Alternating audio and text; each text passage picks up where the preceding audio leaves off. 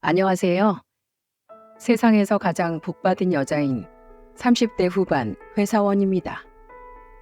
살면서 가족이 생긴다는 건 보통 결혼을 해서 배우자가 생기고 자식을 낳고 또 그 손주를 보는 일이잖아요. 그런데 제겐 억만금을 주고도 얻을 수 없는 아주 특별한 가족이 생겼습니다. 그리고 최근 그 가족에게 너무 감사한 일이 생겨 많은 사람들에게 자랑을 해보고자 이렇게 사연을 보내게 되었습니다. 저는 경상도 소도시의 아주 가난한 친정에서 나고 자랐어요. 그래도 아버지와 엄마께선 적은 벌이지만 누구보다 성실히 일하며 가족을 부양하셨고, 저와 오빠는 항상 바쁘셨던 부모님 대신 제가 중학교 때 돌아가신 할머니의 손에서 거의 키워졌죠. 지방의 대학교를 졸업한 저는 고향에서 일을 하다가 서울의 작은 회사로 이직을 하게 되어 홀로 상경을 하게 되었습니다. 그리고 그곳에서 지금의 남편을 만나게 되었어요. 우린 약 3년여의 연애 후 제 나이 34, 남편의 나이 35에 결혼을 하게 되었습니다.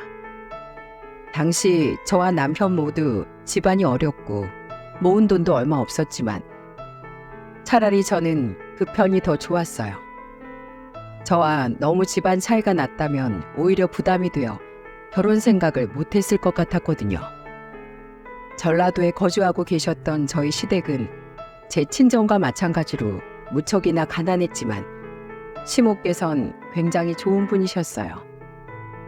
남편이 24살이었을 때 시부를 병원으로 떠나보내시고 둘이서 해오던 작은 구멍가게를 하루도 쉬지 않고 운영해 왔다던 시모께선 저를 처음 본 날 제 손을 잡고 눈물을 글썽이셨습니다.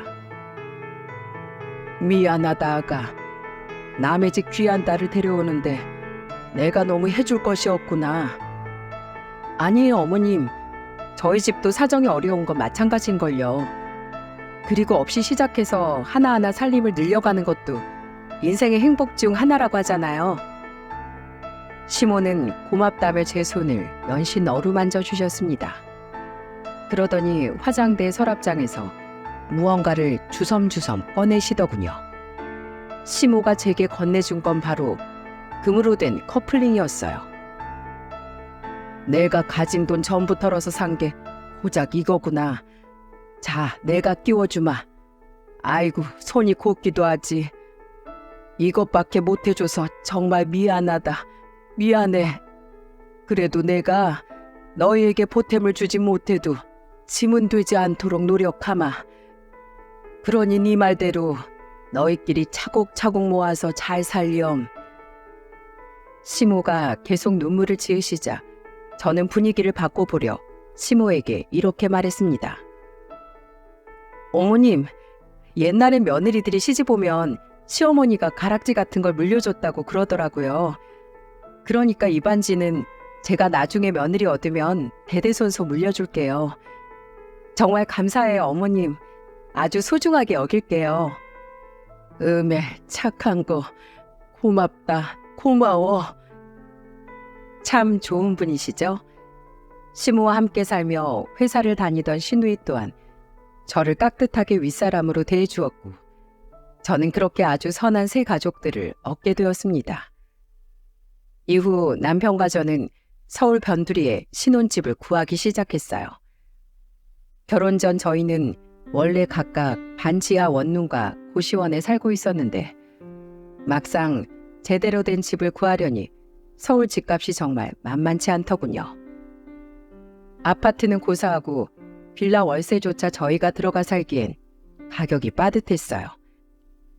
결국 서울의 집을 샅샅이 뒤지다 겨우 찾아낸 곳이 방 2개짜리의 낡은 주택 월세집이었습니다. 2층짜리 건물의 2층에 위치한 보증금 500에 월세 70만 원에 아주 저렴한 곳이었죠. 신혼부부요? 다 알았어. 내가 이 집 주인이야. 1층에 사시던 집주인 할머니께선 동네에서 떡집을 하시던 분이었는데 뭐랄까 굉장히 터프한 분이셨어요. 목소리도 크시고 말씀에 욕설이 붙는 일도 잦았죠. 저희 양가 모친들은 모두 조용조용하고 나긋나긋한 성격이었던지라 처음엔 그런 할머니가 조금 부담스러워 피했었어요. 그렇게 살던 와중 할머니에 대한 인식이 바뀌었던 일화가 하나 있었습니다. 때는 마스크 시국이 터진 지 1년이 채 되지 않았던 때였어요. 당시 세금을 제하면 180만 원 남짓밖에 되지 않았던 월급 탓에 남편의 회사를 그만두고 택배 기사 일을 하고 있었습니다. 저는 여전히 회사를 다니고 있었고요. 문제는 그 회사였습니다. 워낙에 작은 회사였던지라 시국이 몰고 온 경제난을 정통으로 맞게 된 거죠. 저는 2달간 월급을 받지 못했고 결국은 회사에서 잘리고 말았습니다. 그래서 1달가량 월세조차 내지 못하게 되었어요. 당장 취업할 곳도 마땅치 않고 앞으로 어떻게 해야 하나 엄청나게 걱정을 하던 차에 집주인 할머니가 문자를 한 통 제게 주셨습니다. 세대, 다음 달부터 월세는 50만 원이야. 이번 달치 월세는 됐어. 대신 다음 달부터는 월세 꼬박꼬박 내야 해. 알았지? 어찌나 스트레스를 많이 받고 있었던 건지 할머니의 그 문자를 보자마자 눈물이 왈칵 쏟아지더군요. 당시 저희에게 20만 원은 무척이나 큰 돈이었거든요. 너무 감사해서 이대로 그냥 지나갈 수가 없겠더라고요. 저는 고민 끝에 작은 털장갑 하나를 사들고 할머니의 가게로 향했습니다. 당시엔 아주 추운 겨울이었는데 할머니는 항상 앞마당에 눈을 쓸곤 하셨거든요. 장갑도 끼지 않아 손등이 아주 벌개진 채로 말이죠. 그런 할머니의 손을 볼 때마다 항상 굉장히 시리시겠다 하고 생각했었거든요. 새댁이 여기 무슨 일이야? 저는 장갑이 든 상자를 조심스럽게 내밀며 할머니께 머리 숙여 인사를 했어요. 할머니, 감사합니다. 요즘 시국이 시국인지라 전 회사에서 잘리기까지 해서 사정이 정말 좋지 않았거든요. 저희 진짜 열심히 살겠습니다. 이 은혜 정말 잊지 않을게요. 뭘 이런 걸 다 사왔어? 육실을? 이거 미안해서 친절을 베풀 수가 있겠어? 그냥 잘 살아만 주면 돼. 나도 세대까지 그런 시절이 있었어. 어떻게든 살아보려고 아등바등 진짜 그때만 떠올리면 난 자다가도 벌떡 일어난다니까.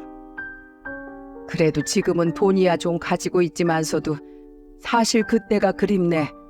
그때는 청춘이었지 않은가? 유일하게 돈 주고도 못 사는 게 청춘이야. 너무 돈에 얽매이지 말고 살아. 언제든 돈 때문에 힘이 들면 나한테 얘기하고. 우리 집으로 이사 와줘서 정말 고마워. 늙음하게 사람하고 이야기하는 기쁨이 얼마나 큰지 몰라. 할머니는 말투는 좀 거칠어도 속은 참 따뜻한 분이셨더군요. 저는 이후 취업이 잘 되지 않아 편의점 아르바이트를 시작했고 저 때 일을 계기로 할머니에 대한 마음의 벽을 허물게 되어 할머니와 잦은 교류를 하며 지내게 되었습니다. 초반엔 할머니께 초대를 받아 남편과 함께 할머니의 집에서 저녁 식사를 했었어요. 그런데 남편은 조금 부담스러운 기색을 내비치더군요. 마음은 감사하지만 어르신의 호의를 매번 받기만 하자니 좀 부담스럽네. 죄송하기도 하고 우리가 지금 딱히 돌려드릴 것도 없는데 말이야. 그런 남편의 마음을 할머니도 눈치채셨는지 이후 할머니는 주로 대문을 지나 2층으로 올라가는 저를 불러세우거나 집에 있는 제게 종종 전화를 걸곤 하셨어요.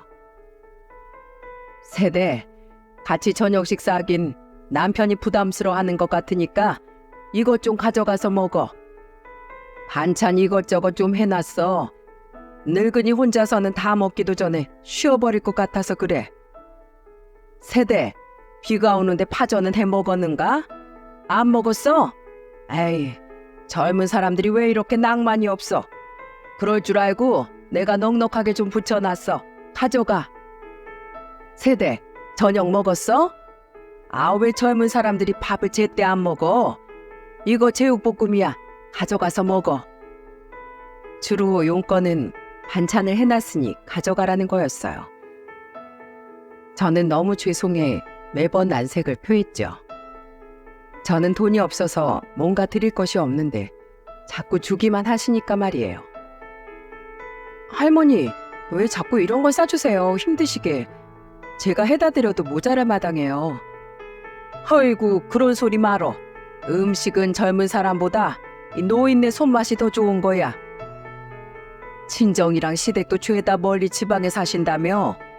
노인네들이 자식들이 험난한 서울에 떨고 두고 얼마나 걱정이 많으시겠어? 내가 부모 같은 마음으로 챙겨주는 거니까 이 늙은이 민망하게 하기 싫으면 잔말 말고 받어. 요새 말로 츤데레라고 하죠. 그런 할머니의 마음이 너무 고마워 저는 말과 행동으로나마 할머니한테 보답하려 노력했죠. 그리고 무뚝뚝한 남편도 언제부턴가 그런 할머니에게 마음을 연 것 같았어요. 당신 오늘은 좀 늦게 들어왔네? 손에 그건 뭐야? 웬 냄비? 주인집 할머니 댁에 전구가 3개나 나갔다고 하길래 사다가 좀 바꿔드리고 왔어. 뭐? 당신이? 아니 웬일이야? 노인네가 어디다 그런 거 말도 못하고 혼자서 얼마나 끙끙 앓았겠어. 혼자서 할 수 있다고 하시는데 같은 집에 젊은 남자가 사는데 뭐하러 할머니한테 그런 일을 시켜? 내가 하면 되지. 아이고 그랬어요? 내 남편 장하다. 착해. 이거나 받아. 됐다고 하는데도 할머니가 고맙다면서 귀엽고 싸주시더라. 잡채랑 미역국이래. 어? 누구 생일이었나? 남편이 가져온 냄비엔 김이 모락모락 나는 미역국이 한가득 담겨 있었어요. 함께 가져온 반찬통에 담긴 잡채도 만든 지 얼마 되지 않아 보였고요. 남편과 저녁을 다 먹은 뒤 저는 냄비와 반찬통을 씻어 집에 있는 귤 한 봉지를 가지고 할머니 집으로 내려갔습니다. 할머니, 저예요. 응? 아니, 이 시간에 웬일이야? 아까 남편 통에서 주신 미역국이랑 잡채 잘 먹었어요. 이거 귤 좀 드세요. 아이고, 고마워라. 잠깐 들어와. 할머니께선 그런 저를 집 안으로 부르시더군요. 저는 별 생각 없이 들어가 빈통을 주방에 내려놓으며 물었죠. 근데 할머니, 오늘 누구 생일이었어요? 음식이 딱 생일상 음식이길래요. 자제분 생일이셨나? 그러고 보니 할머니 자제분이 방문하는 걸 한 번도 제가 본 적이 없네요. 아, 자식놈 생일은 무슨 내 생일이야. 늙은이가 생일에 혼자 궁상 떨고 있으면 더 불쌍해. 그래서 내 생일 나라도 축하해 주려고 소고기 잔뜩 넣고 미역국도 끓이고 잡채도 해서 아주 푸짐하게 먹었지. 자식놈들은 늙은 애미 생일인데 전화 한 통 하는 놈이 없어. 아마 생일인 줄도 까맣게 모를걸? 에휴, 바라지도 않는다, 이 썩을 것들. 네? 할머니 생신이라고요? 깜짝 놀랐어요. 솔직히 할머니 생신일 거라고는 전혀 생각하지 못했거든요. 하루 종일 할머니 집을 누가 드나드는 소리도 들리지 않았고 또 자신의 생일상을 혼자서 거하게 차려 드셨을 거라고는 차마 생각지 못했기에 말이죠. 왜 말씀을 안 하셨어요? 저 하루 종일 집에 있었는데 미리 말씀해 주셨으면 제가 생일상이라도 차렸죠. 뭐 대단한 일이라고 말까지 해. 나 혼자 잘 기념하고 축하했으면 된 거지. 그리고 이것 봐. 아주 오랜만에 누가 내 집 전구도 갈아 끼워주고 이렇게 싱싱한 귤도 가져다 주고 이 정도면 삭막했던 늙은이 삶 중에 좋은 날이지. 안 그래? 도대체 어떤 삶을 살아오셨길래 저런 말씀을 하실 수 있는 걸까요? 얼마나 오래 외로움과 공생을 하셨기에 혼자서만 살아가는 방법을 저렇게 터득하셨던 걸까요? 너무 마음이 아팠습니다. 그래서 전 집으로 돌아가겠다고 말하곤 서둘러 밖으로 나가 작은 생크림 케이크를 하나 사왔어요. 그리고 남편에게 방금 있었던 일을 말하며 함께 다시 할머니의 집으로 내려갔죠. 할머니, 잠깐 문 좀 열어주세요. 에? 아니 왜 또 왔어? 그리고 할머니가 문을 열자마자 저와 남편은 큰 초 한 개가 꽂힌 케이크를 들고 생일 축하 노래를 부르기 시작했습니다. 그때 남편의 잔뜩 어설픈 노래가 얼마나 웃겼는지 몰라요. 그냥 할머니라고 부르면 될 것을 자기도 어색했는지 글쎄 뭐라고 했는지 아세요? 생일 축하합니다. 생일 축하합니다. 집주인님 생일 축하합니다. 사랑하는 이라는 부분은 대충 얼버무리고 거기서부터 뭔가 꼬였는지 할머니도 아닌 집주인님이라뇨. 제가 너무 웃겨서 박장대소를 하는데 할머니가 갑자기 흐느끼시는 게 아니겠어요?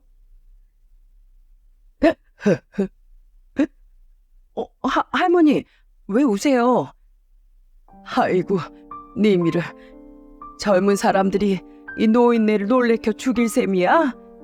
내 나이엔 이런 감동 함부로 주면 안 돼. 심장마비 걸린다고. 그렇게 말씀하시면서도 결국 할머니는 한동안 눈물을 멈추지 못하셨어요. 저는 괜히 저까지 울컥해져 할머니를 꼭 안아드렸고 곰 같은 남편은 옆에서 거리다가 로봇처럼 삐걱대며 할머니 어깨를 톡톡 두드리더라고요. 이건 뭐 하는 거야? 시비 거는 거야? 남편의 어색한 손짓에 할머니는 그제야 눈물을 멈추고 웃음을 터뜨리셨어요. 그리고 그날 우리 셋은 할머니의 집에서 처음으로 같이 귤에 반주도 한잔하며 시간을 보냈죠.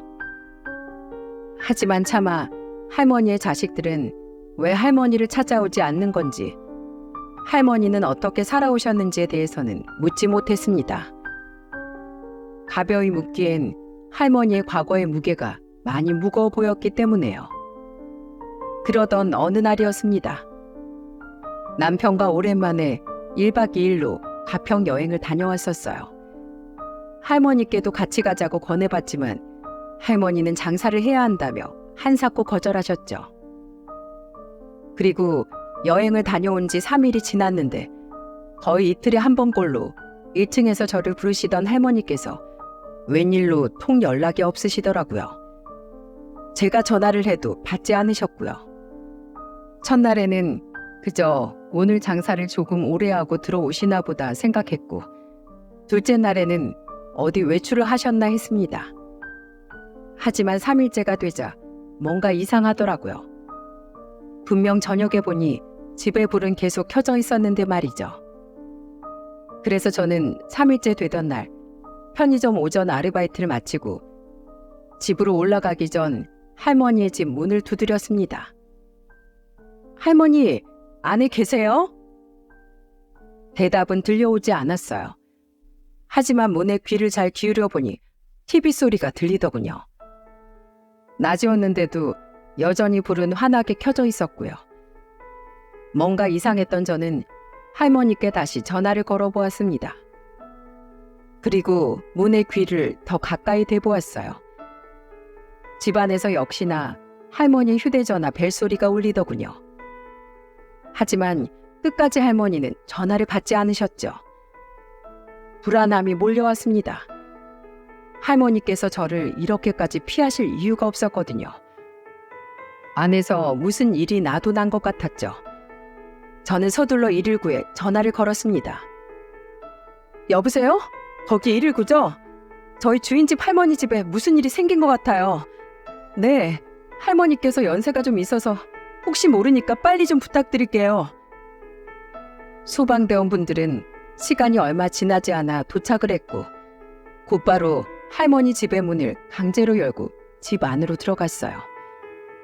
저 또한 조마조마한 마음으로 소방대원들의 뒤를 따라 들어갔고요.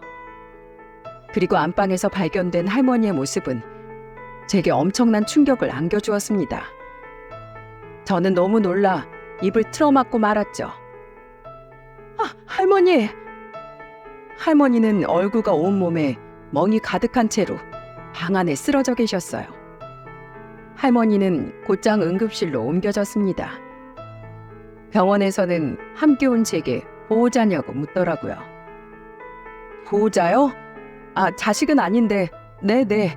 같은 집 사는 세입자예요. 저희 주인집 할머니세요. 이럴 줄 알았으면 진즉에 할머니 자제분들의 연락처라도 알아놓을 걸 그랬다 싶어 후회가 되더군요. 다행히 할머니는 몇 시간 후 정신을 되찾으셨습니다. 할머니, 이게 대체 어떻게 된 거예요? 얼굴은 왜 이러시고 이 많은 멍은 다 뭐고요? 대체 무슨 일이 있으셨던 거예요? 네? 하지만 저희 최근에도 할머니는 깨어난 이후로 계속 아무 말씀도 없이 서럽게 울기만 하시더라고요. 할머니, 울지만 마시고 말씀을 좀 해보세요. 집에 도둑이라도 들었던 거예요? 네? 아니다. 아니야. 아니, 그럼 대체 무슨 일인데요? 제가 계속해서 묻자 할머니는 그제야 입을 여시더군요. 그런데 드디어 열린 할머니 입에서는 왜인지 저에 대한 원망이 흘러나왔습니다. 날 그냥 죽게 내버려 두지. 왜 날 구했어? 이 쓸모없는 늙기만 한 목숨 그냥 이대로 끊어지게 두지. 뭐하러 날 구했냐고. 살고 싶지 않았는데 도대체 왜? 그리고 할머니에게 처음으로 듣게 된 할머니의 사연은 정말로 충격적이었어요. 저는 듣는 내내 경악을 감추지 못했어요. 내 슬아의 아들놈이 둘이야. 둘째 놈은 그나마 멀쩡했는데 첫째 그놈이 누굴 닮았는지 나이를 먹을수록 개차반이 되었지. 맨날 술에 도박에 유치장 신세도 몇 번이나 졌어. 그래도 내 자식이니 열심히 그놈 뒷공무니를 쫓아다니며 말리기도 하고 화를 내보기도 하고 나중엔 제발 정신 차리라며 애원까지 해봤지. 그래도 오히려 심해지면 심해졌지 나아지는 건 없더라고. 할머니는 눈물을 뚝뚝 흘리며 자식들의 이야기를 시작하셨어요. 얘기하는 중간중간 목이 많이 메셨는지 몇 번이나 침을 삼키시며 말을 잠시 멈추셨죠. 그러다 10년 전 우리 영감이 나만 놔두고 세상을 떠나버렸어. 제 아빠가 죽자마자 작은 아들놈은 미국으로 이민을 가버렸네. 실컷 힘들여서 공부시켜 놨더니 지 마누라를 따라서 날 놔두고 가버린 거야. 그리고선 10년 동안 딱 2번 한국에 왔어. 제 아빠 길조차 챙기지 않고 말이야. 결국 이곳엔 나랑 망나니 같은 큰아들놈만 남고 만 거지. 그리고 할머니를 이렇게 만든 건 바로 도박에 빠져 살던 큰아들이라고 했습니다. 하필 저와 남편이 여행을 가느라 집을 비웠던 그날, 술에 취한 할머니의 큰아들이 집으로 찾아와 돈을 내놓으라며 행패를 부렸던 거였어요. 그럼 그동안 계속 큰아드님이 할머니한테 찾아와 돈을 가져가셨던 거예요? 그런데 왜 저는 한 번도 그런 소란을 못 들었죠? 아들은 주로 내 가게로 찾아왔어. 이 집에 오면 그날은 쪽박을 찬다나 뭐라나. 남편이 이 집에서 죽었거든. 사람 죽은 집에 오면 올재수도 도망간다고 말이야. 그런데 이제 옆에 남은 가족이 그놈밖에 없다 보니 나는 돈이라도 달라고 찾아오는 그 썩을 놈이 좋았다. 남편이 나한테 남긴 재산이 꽤 있는 걸 그놈도 알고 있었거든. 누군가 내게 찾아오면 아직 내가 산송장이 아니고 살아있구나 싶었지. 그래서 내가 그놈한테 갖은 욕을 퍼부으면서도 줬어. 돈 말이야. 그런데 얼마 전엔 그놈이 글쎄 사람을 때렸더라고. 돈을 잃고 제 분을 못 이겨서 그랬다는데 그제야 내가 얼마나 어리석었는지 깨달았지. 내가 내 외로움 때문에 아들놈을 더 망치고 있었던 거야. 내가 계속 줬던 돈이 아들의 인생을 좀먹고 있던 것도 모자라서 이젠 다른 사람 인생까지 망치게 생겼다는 걸 알아버린 거지. 그래서 그 뒤론 아무리 찾아와서 지랄 법석을 떨어도 돈을 안 줬어. 그러니까 세댁하고 세댁 남편이 가평에 간다고 이야기했던 날 그놈이 그렇게 오기 싫어하던 이 집에 술까지 먹고 쳐들어와서 돈 달라고 나한테 아주 발광을 했던 거야. 내가 절대로 못 준다니까 술 취한 그 망할 놈이 결국 나한테 이런 짓까지 저지른 거지. 들을수록 기가 차더군요. 어떻게 자식이 부모한테 그런 짓을 저지를 수 있단 말입니까? 말을 마친 할머니는 다시 서럽게 울기 시작하셨고 저는 멍투성이인 할머니의 몸을 차마 아프실까 껴안지도 못하고 그저 손만 계속해서 어루만져 드렸습니다. 내가 인생을 잘못 살았어. 자식 농사도 망치고 영감마저 일찍 보낸 마당에 더 이상 살 의미가 뭐가 있냔 말이야. 지겹다 지겨워. 이놈의 인생은 쓸데없이 왜 이리 길어서 나한테 이렇게까지 시련을 주나. 항상 강한 척 하시던 할머니의 약한 모습에 가슴이 미어졌습니다. 저는 우선 할머니를 병원에 입원시켰어요. 집에서 혼자 회복하기엔 몸 상태가 좋지 않다는 의사의 말에 말이죠. 저는 아르바이트를 하던 편의점 사장님과 남편에게 따로 연락을 하고 짐을 싸서 보호자 자격으로 할머니의 병실에서 함께 지내게 되었죠. 요즘은 어떤지 모르겠지만 당시엔 마스크 시국 때문에 검사를 마친 보호자 한 명만 함께 병실에서 지낼 수 있었거든요. 그리고 저는 할머니께 간곡하게 말했습니다. 할머니, 언제까지 이렇게 사실 거예요? 그 큰아들이 또 언제 이 집에 와서 그 난리를 칠 줄 알고요. 안 되겠어요, 할머니. 일단 우리 진단서부터 끊어요. 우리 큰아들 신고하자고요. 할머니 연세도 있으신데 그 사람이 또 와서 이렇게 행패 부렸다간 할머니 정말 죽을지도 몰라요. 누군가는 제게 오지랖을 부렸다고 생각하실 수도 있겠지만 그래도 전 차마 할머니의 일을 못 본 척 할 수가 없었어요. 왜냐하면 제 친할머니 생각이 났거든요.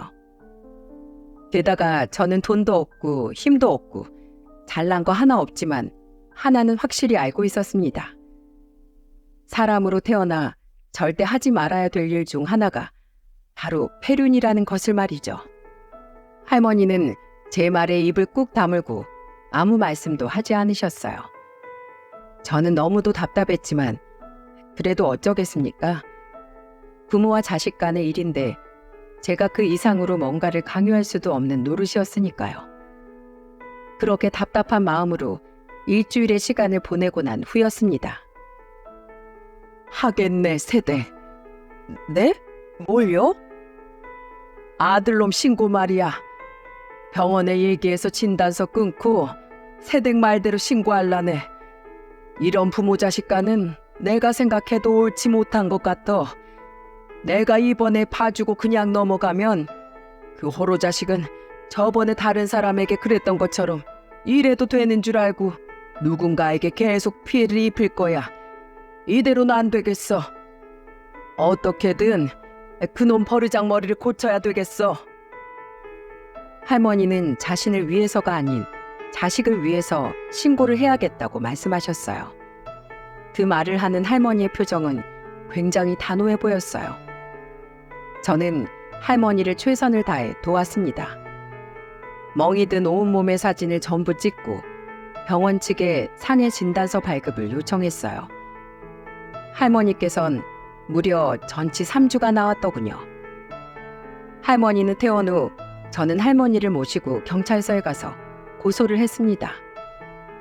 그리고 할머니 아들은 존속 상해죄와 바로 전 다른 사람에게도 고소를 당해 합의금을 물어줬던 사건까지 연좌되어 상습범이라고 판단돼 징역 1년형을 선고받았죠. 그리고 할머니의 아들은 할머니가 신고를 한 후 출소를 해서도 한동안 할머니 주위엔 얼씬도 하지 않더군요. 혹여 할머니에게 보복이라도 하러 올까 긴장하며 주위를 살폈던 저와 남편은 몇 달이 지난 뒤에야 한결 안심을 했고요. 한편 아들이 신고한 후 할머니는 이전보다 더 저희 부부에게 의지를 하셨습니다. 저와 남편 또한 할머니를 많이 챙겨드리려 노력했고요. 이전에는 할머니께서 주로 저희 부부에게 반찬을 해주셨더라면 아들의 신고한 이후엔 저희가 할머니께 밥도 반찬도 해다 드리고 저희 집으로 종종 저녁 식사 초대도 하면서 말이죠. 아이러니하게도 마스크 시국으로 인해 사회적 거리두기가 일상화되다 보니 택배 물량이 굉장히 늘어 남편의 벌이가 늘었거든요. 그래서 할머니께 받기만 하던 이전보다 한결 여유롭게 할머니께 받은 만큼 돌려드릴 수 있었던 거죠. 할머니, 제가 나물이랑 계란말이 좀 만들어 왔어요. 뭘 이런 걸 다 해왔어? 어디 맛 좀 보자. 맛은 있는데 계란말이가 심심하네.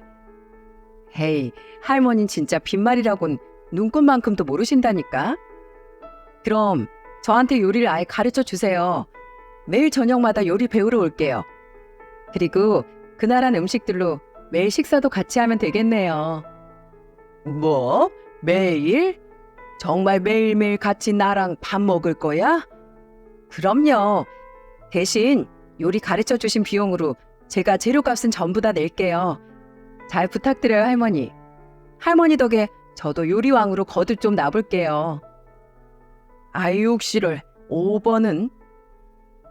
할머니는 투덜거리셨지만 이브님이 환하게 웃고 계셨어요. 이후로 저는 정말로 매일같이 음식을 배운다는 핑계로 할머니 집에 찾아갔고 남편이 퇴근하고 나면 항상 셋이 모여 저녁을 먹었답니다. 할머니는 괜히 귀찮다고 말씀하셨지만 그것도 한때였을 뿐 언제부턴가 저녁만 되면 당연하게 현관문을 열어두셨어요. 저와 남편이 언제고 편하게 들어올 수 있게 말이죠. 이후 어버이날에 저는 할머니를 위해 몰래 집에서 진수성찬을 차렸습니다. 남편에겐 들어올 때 카네이션 한 송이를 꼭 사오라고 말해두었고요. 남편과 제가 일을 쉬지 못해 저희 시댁과 친정 부모님께는 전화와 용돈만 따로 보내드릴 수밖에 없었거든요. 오늘은 왜 내 집으로 안 내려오고 여기로 날 불러? 짜잔! 할머니, 카네이션 받으세요. 이게 다 뭐야? 할머니는 얼굴이 새빨개진 남편이 불쑥 내민 카네이션 꽃바구니를 보고 눈이 커다래지셨습니다. 뭐긴요. 오늘 어버이날이잖아요. 어버이날인데 왜 나한테 꽃을 줘? 저번에 그러셨잖아요. 자식들한테 카네이션 받은 게 아들 초등학교 때 종이로 오려서 만든 꽃이 마지막이었다고요. 그리고 또 저희한테 말씀하셨죠? 부모 같은 마음으로 매번 저희 부부한테 베풀어 주시는 거라고요. 그래서 저희도 자식 같은 마음으로 준비했어요. 할머니가 좋아하신다는 굴비도 큰맘 먹고 사서 구워놨어요. 할머니는 카네이션을 받아 드시고는 한참 동안 물끄러미 바라보시다가 이내 눈물을 펑펑 쏟기 시작하셨습니다. 어쩜 이렇게 날 계속 울려? 내가 태어나서 처음 받아본 진짜 카네이션이야. 항상 남이 받은 걸 부럽게 바라보기만 했었는데 말이야. 이 꽃이 이렇게 향이 좋은 꽃이었네 그려. 고마워. 참으로 고마워. 이제 어느 정도 할머니의 눈물에 익숙해진 저는 그저 웃으며 할머니를 달래드렸습니다. 남편 또한 조금 뚝딱이긴 했지만 이번엔 제대로 할머니를 안아드리더군요. 처음 안겨본 남편의 품에 할머니는 조금 놀라시는 것 같더니 이내 아예 엉엉하고 목을 놓아 우시더라고요. 덕분에 저와 남편의 눈가까지 찡해져 결국 우리 셋은 그날 눈물과 콧물 맛이 섞인 진수성찬을 먹어야 했습니다. 그리고 그날 이후 할머니는 더 이상 제게 새댁 남편이라고 부르지 않고 이름을 부르기 시작하셨어요. 덕분에 우리 셋은 한결 더 가까워질 수 있었죠. 이후 시간이 흘러 남편과 제가 할머니의 집에 새들어 산 지 3년이라는 시간이 흘렀습니다. 그새 저희 부부에겐 아주 기쁜 소식이 있었어요. 바로 제가 일란성 딸 쌍둥이를 출산한 거죠. 아이고 예쁜 것들, 어쩜 이리 작을꼬. 한 명은 영의 널 닮고 한 명은 도철이를 쏙 빼닮았다. 너희 양가 부모님께서도 무지하게 좋아하시지? 좋아하시다 뿐이에요. 양가 부모님 다 애들한테서 눈을 한시도 못 떼시던걸요? 부모 마음이라는 게 다 그런 거야. 어구. 이것 봐라. 하도 봐서 그런지 얘네도 날 알아본다. 아이고 저 웃는 거 봐라. 너희 자식들 아니랄까봐 아주 천사 같아. 할머니는 마치 친손주를 보듯 저희 딸들을 예뻐하셨어요. 심지어 입에 거의 달고 사시던 욕설마저 뚝 끊어버리셨죠. 애들 귀에 상스러운 말이 들어가게 하면 안 된다면서요. 저는 그런 할머니에게 차마 입이 떨어지지 않아 미뤄왔던 말을 어렵게 꺼냈습니다. 저 할머니, 그래서 말인데요. 저희 애들도 이제 금방 클 거고 지금 집에서는 좁아서 더 이상 살기가 힘들 것 같아요. 애들 짐도 벌써 점점 늘고 있고요. 그런데 혼자 남으실 할머니를 생각하면 차마 발길이 쉽게 떨어지질 않네요. 저는 할머니가 내심 서운해하실 줄 알았어요. 근데 웬걸 할머니는 오히려 펄쩍 뛰며 이렇게 말씀하시는 게 아니겠어요? 넌 뭔 그런 소리를 하냐? 당연히 이사 가야지. 애가 둘이나 되는데 이 좁은 집에서 어떻게 키워? 나도 다 생각하고 있었다. 우리 손녀들 이런 집에서 계속 키우게 할 순 없지. 그러더니 할머니께선 우리 딸들을 손녀라고 말씀하시더군요. 저는 어리둥절해서 물었습니다. 손녀요? 생각을 하고 계셨다고요? 그럼 얘들이 나한테 손녀지 남이겠냐? 그런 소리 하려거든 예전에 나한테 준 카네이션부터 도로 물러라. 그리고 잘 됐다. 말 나온 김에 내일 나랑 어디 좀 가자꾸나. 어딜요? 글쎄 가보면 알아. 내일 도철이 집에서 쉰다고 했지? 도철이한테 애들 잠깐 맡기고. 알았지? 다음날 저는 영문도 모른 채 할머니를 따라 나서게 되었어요. 할머니께서 도착하신 곳은 다름 아닌 집에서 도보로 약 10분 정도 떨어진 곳에 위치한 아파트 단지였어요. 약 20년 정도 된 연식 있는 아파트였지만 외관은 깨끗하게 관리되어 있었죠. 여긴 왜요? 도착도 안 했는데 왜 이렇게 말이 많아? 잠자코 따라오라니까. 할머니는 제 물음에 대답은 안 해주시고 한 아파트에 들어가 엘리베이터 11층을 누르시더군요. 그렇게 할머니를 따라가 도착한 곳은 11층에 위치한 아파트 두 채 중 한 곳이었습니다. 할머니는 익숙하게 비밀번호를 치고는 그 집으로 들어가시더라고요. 할머니, 여긴 누구 집이에요? 할머니는 아무 말 없이 제게 들어오라고 손짓하셨고 집 안에 들어선 저는 깜짝 놀라고 말았습니다. 자, 어때? 집 깔끔하니 괜찮지? 네? 네, 그러네요. 아직 공실인 거 보니 누가 이사를 올 건가 봐요. 그래, 마음에 들어? 네? 마음에 드냐고? 네, 마음에야 들죠. 그래, 잘 됐네. 여기로 이사 와. 네? 할머니의 질문에 영문도 모르고 네네 하던 저는 뒤늦게 할머니의 말을 곱씹다가 화들짝 놀라 물었어요. 할머니의 말씀이 무슨 말인지 도통 이해가 되질 않았죠. 그게 무슨 말씀이세요? 이사라뇨? 앞으로 너희가 살 집이야. 네? 젊은 애가 귀가 막혔나? 뭘 자꾸 되물어? 너랑 도철이 그리고 우리 손녀들이 살 집이라고. 이 집 내가 전세 줬던 건데 3달 전에 계약이 만료돼서 내보냈어. 보다시피 도배랑 장판도 새로 쫙 다 해놨고 애들이 조금 더 넓은 데서 놀 수 있게 거실 베란다까지 다 텄어. 어때? 이래 놓으니 나름 새 집처럼 보이지? 할머니의 말에 저는 울컥해 목이 턱 막히고 말았습니다. 안 그래도 남편 혼자 외벌이가 되어 깐난쟁이 둘을 데리고 또 어디 집을 구해야 하나 하고 막막하던 차였거든요. 혹여 할머니께 걱정거리만 얹어드릴까 싶어 말은 하지 않았지만은요. 제가 눈물을 글썽거리자 할머니는 제 등을 토닥이며 이렇게 말씀하셨습니다. 네가 날 도왔잖아. 나는 네가 아니었으면 지금처럼 행복하고 좋은 세상 제대로 마주보지도 못하고 세상 하직할 뻔했어. 그런 너한테 내가 뭐가 아깝겠니? 조금 더 큰 평수로 구해줬다면 좋았을 테지만 그래도 이 집 나름 25평이야. 방도 3개고 아이들이 어느 정도 클 때까지는 이 집에서 마음 놓고 살아. 월세 그런 거 걱정하지 말고 더 큰 집으로 이사 가기 전까지 알뜰하게 차곡차곡 모아놓으란 말이야. 알았지? 할머니의 따스한 말을 듣는데 눈물이 펑펑 나면서 다리에 힘까지 풀리더군요. 저는 그 자리에 주저앉아 두 손에 얼굴을 묻고 엉엉 울었죠. 할머니는 그런 제 곁에 함께 주저앉아 제 손을 잡아주시더군요. 나한테 매번 운다고 울보라고 하더니만 눈물 많기로는 너도 마찬가지구나.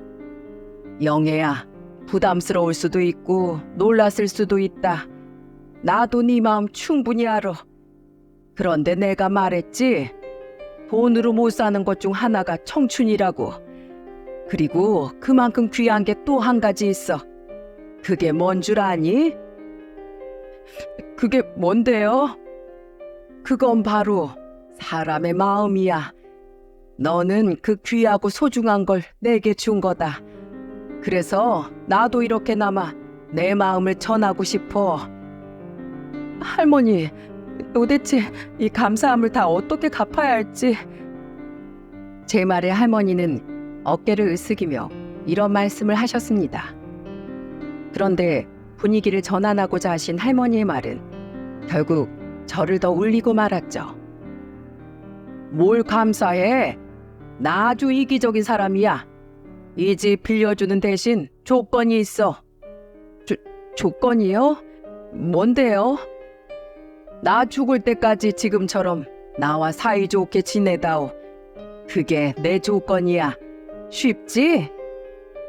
대체 얼마나 자식과 사람에 대한 사랑이 고프셨으면 조건이라는 말까지 내걸며 저런 부탁을 하실 수 있단 말입니까? 할머니의 절절한 말 때문에 겨우 멈춰가던 제 눈물은 아이 수도꼭지를 확 튼 듯 아주 줄줄 새어나오고 말았어요.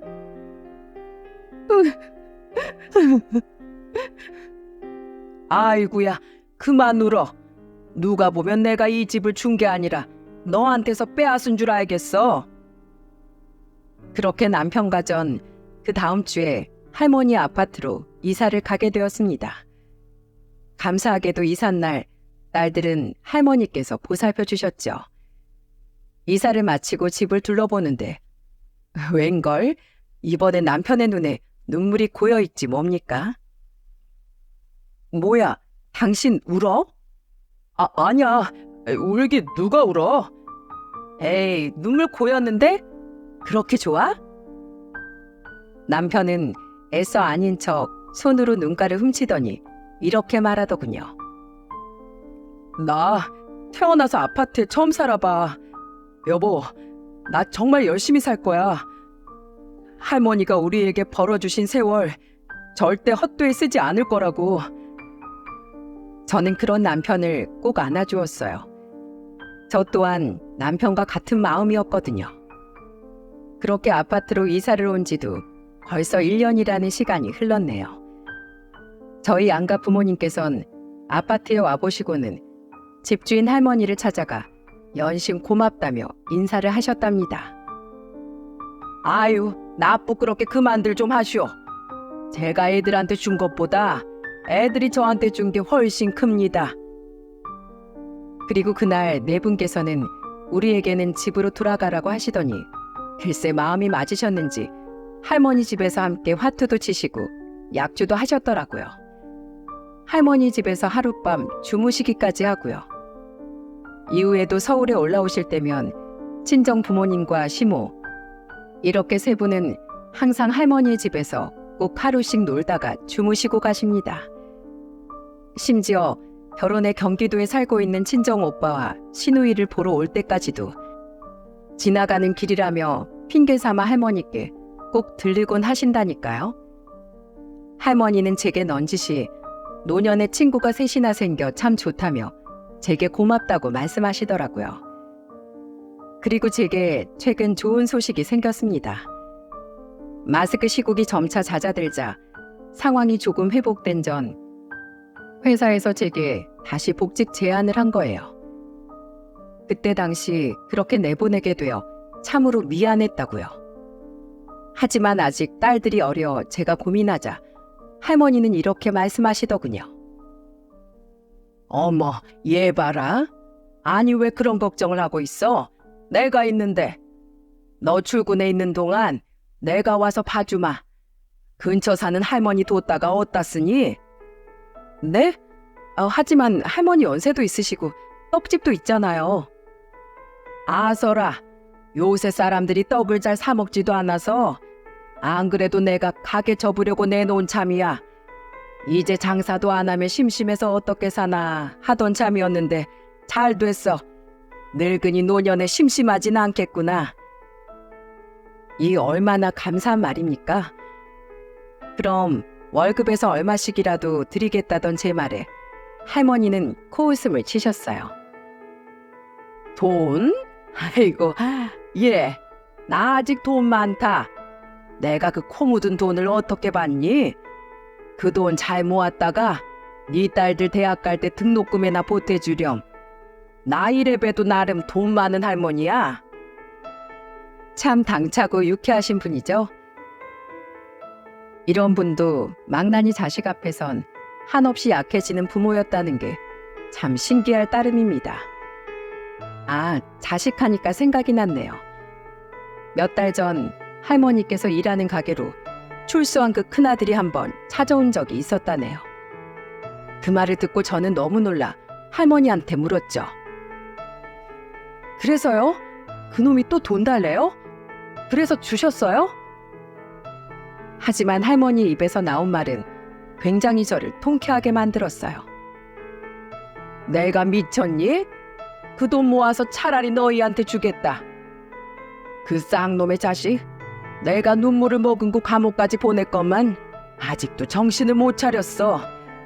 내가 싫다니까 또 나쁜 손버릇이 나오려고 하길래 내가 확 열이 받아서 옆에 있던 떡을 그놈 얼굴에 뭉개버렸다. 그리고 소리를 지르면서 냉큼 경찰에 신고를 했어. 사람들이 모여들고 마침 근처에 있던 순찰차가 우리한테 곧장 달려오니까 아주 꽁무니를 빼더라고. 내가 그 뒤에 대고 또 한 번 돈 달라고 찾아오면 그때 뭉개지는 건 떡이 아니라 네 놈 얼굴일 거라고 소리를 질렀다. 에휴, 내 팔자야. 그놈은 대체 언제 정신을 차릴지 원. 할머니는 한탄을 하셨지만 저는 속으로 너무 웃겨 죽는 줄 알았습니다. 떡에 뭉개지는 그 아들의 얼굴을 상상하니 말이죠. 그렇게 전 감사하게도 할머니께 딸들을 맡기고 이번 달부터 복직을 해 다시 회사원이 되었답니다. 남편도 저도 할머니께 감사해 주말이면 꼭 집으로 모셔 할머니를 극진히 대접하곤 해요. 할머니는 이러지 않아도 된다고 말씀은 하시지만 굉장히 좋아하시고 있다는 사실을 저는 알고 있습니다. 여러분, 조금만 주위를 둘러보면 별것 아닌 여러분의 인사 한마디를 기다리고 있는 이웃들이 참 많습니다. 언제든 마음을 건네면 두 배로 자신의 마음을 건네줄 마음 따뜻한 이웃들이 말이죠. 그러니 오늘 현관문을 나서다 옆집 이웃이라도 마주치면 반갑게 인사 한마디 건네보는 거 어떨까요? 또 모르죠. 그 이웃이 여러분이 기다리던 아주 소중한 사람이 될지도요. 그럼 지금까지 제 사연을 들어주셔서 정말 감사합니다. 모두 좋은 하루 보내세요.